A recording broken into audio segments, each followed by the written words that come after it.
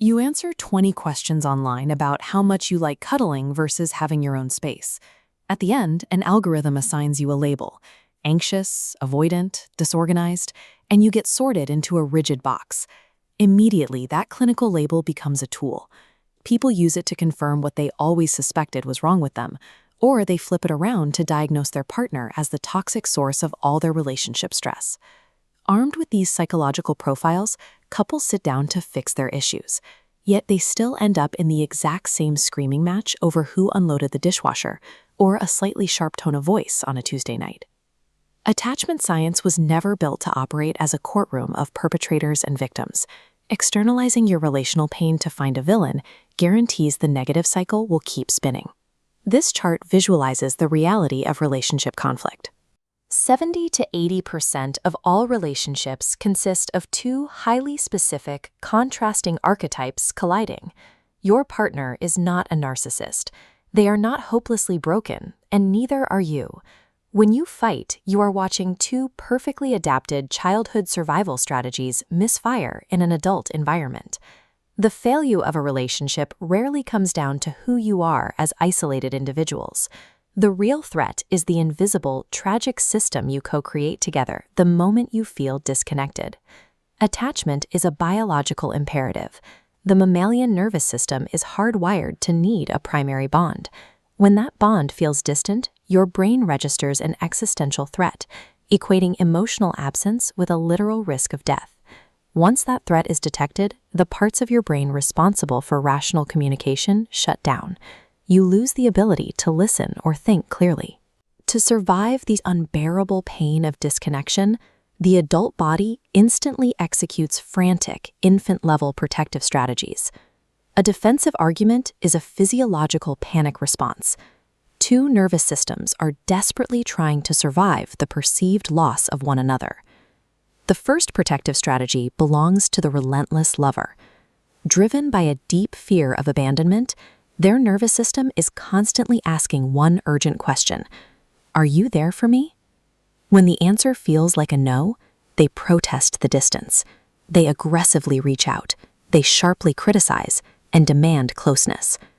This is a frantic biological attempt to secure the bond. The opposing strategy belongs to the reluctant lover. They operate under a paralyzing fear of rejection, haunted by the agonizing question: am I enough? When conflict escalates, their organism physically collapses. To survive the searing pain of feeling unacceptable, they retreat, shut down, and hide their flaws. This systemic feedback loop maps out exactly how these strategies collide. Step 1. The relentless lover feels disconnected and protests by reaching out with a sharp critique. Step 2. That frantic reach lands on the reluctant lover as definitive evidence of their failure. Triggered by profound shame, they thicken their defenses and retreat to find safety. Step 3. The relentless lover interprets that quiet retreat as absolute proof of abandonment, forcing them to reach even harder, complain even louder, and restart the cycle. The irony is tragic.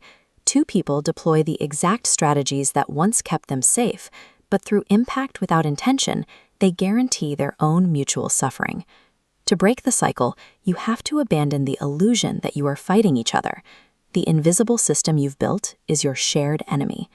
Escaping it requires a concept called empathy cubed. You must cultivate deep compassion for your own wounds, and equal compassion for your partner's wounds, and compassion for the brutal loop you are caught inside together. This dictates a strict protocol for conflict. Attempting to negotiate chores, schedules, or logistics while the attachment bond feels threatened is useless. You cannot solve a logistical problem with a hijacked nervous system. Connection must come first. You anchor the emotional bond, regulate the nervous system, and only then do you have the cognitive resources to address the problem. Watch as these two erratic waveforms synchronize to form a single, stable wavelength. This illustrates the mechanism of true repair. You cannot logic your way to secure attachment. You must physically experience it in the present to overwrite the biology of the past. When you share your vulnerable, underlying fears instead of your defensive anger, and your partner meets you with comfort, it acts like a time machine. That present-day comfort physically wires a new neural pathway, overwriting the old trauma. The empathy framework refuses to isolate you with a personality label. Instead, it maps your co-created system, giving you a shared blueprint of your specific relational dynamic. Individual emotional regulation is an emergent property. You earn it through the continuous, rigorous work of returning to connection. Secure love is never built alone.